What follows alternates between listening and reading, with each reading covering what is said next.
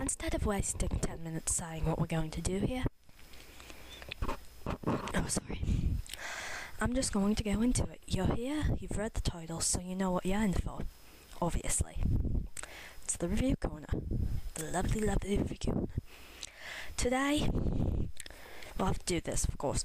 Today, it's a review of Exquisite Corpse by Brite, which if you just watched my other video, you saw the book on my bed. I did finish it, and I liked it, but it's not a book for everybody, especially little people, or people who could get in trouble if their parents read it, aka me. Wink. So, I'm going to warn you now.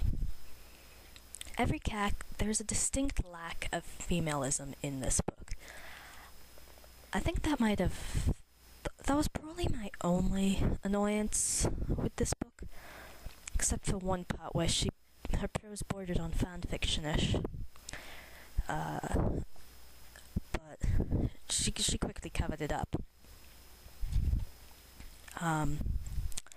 Anyhow, so I've said there's a distinct lack of femalism in here.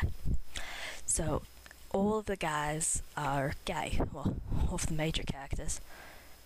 Tran's father's not gay, but he gets only mentioned for like 3 pages, and then he's like, "Bye-bye, son." Alright, I should probably tell you what this is about, eh?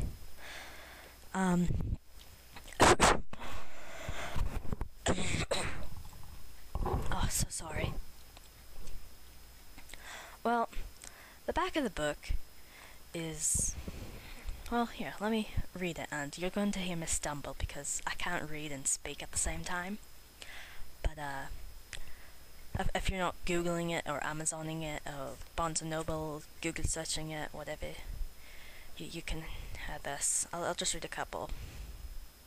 To serial slayer Andrew Compton murders an art, the most intimate art. After feigning his own death to escape from prison, Compton makes his way to the United States with the ambition of bringing his art to new heights.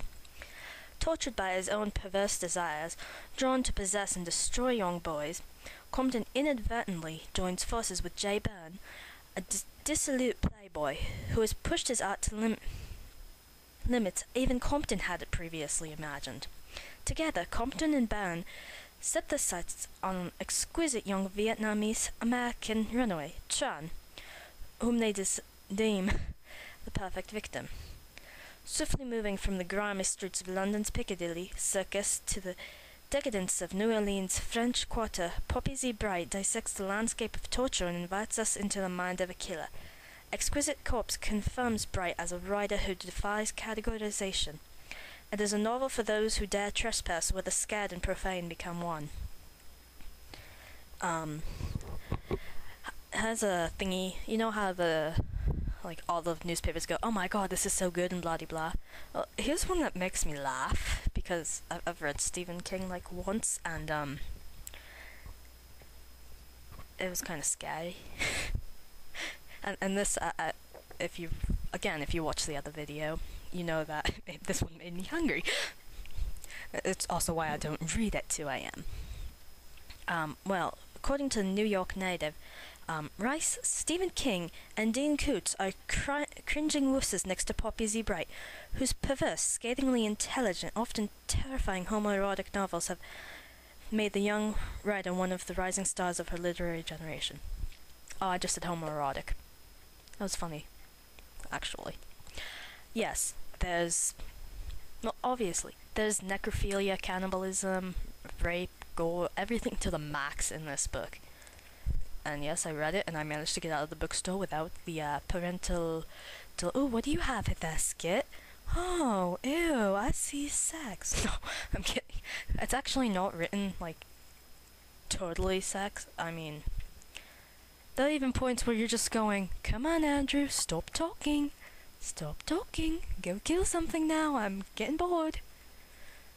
On the surface layer, the book looks just like it's just throwing you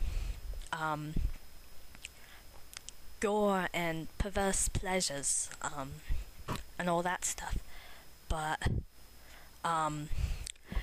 the book actually, deep down, in a very sick and twisted way, and if you're going to take the time to look that deep into the book, it's actually a love story. I know. Well, not like, and despite all the little scenes thrown all over the place, it's not that kind of love story. It's more of a love for what you do and who you are kind of thing. And of course, I don't think this book could have been written any other way if Andrew Compton were not gay. I just tried picturing him as a woman, and it just didn't work. And then I pictured him straight, and it doesn't really work that way either. So, he's the kind of character that you don't expect, except from the first 3 pages, which if you're going to look up this book, I recommend you read the first 3 pages away from people, and that way you'll see if you can stomach part of it, because, yeah. But anywho, so the back of the book already told us that we have our 3 characters.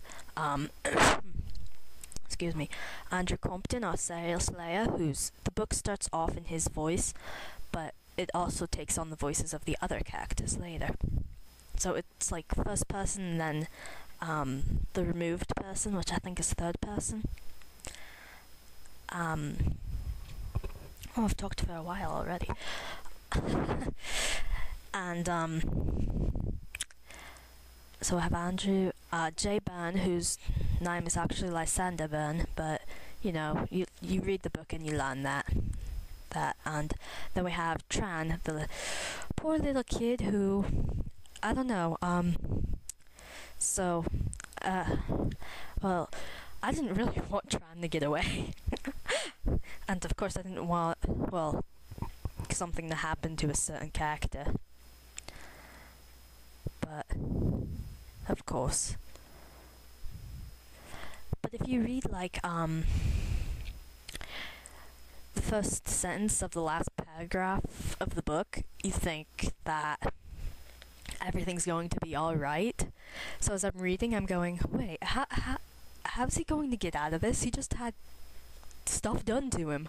How's this going to happen? And I was very glad that I didn't actually read the back of the book. The ending, like I usually do. I usually read the last few sentences. Yeah.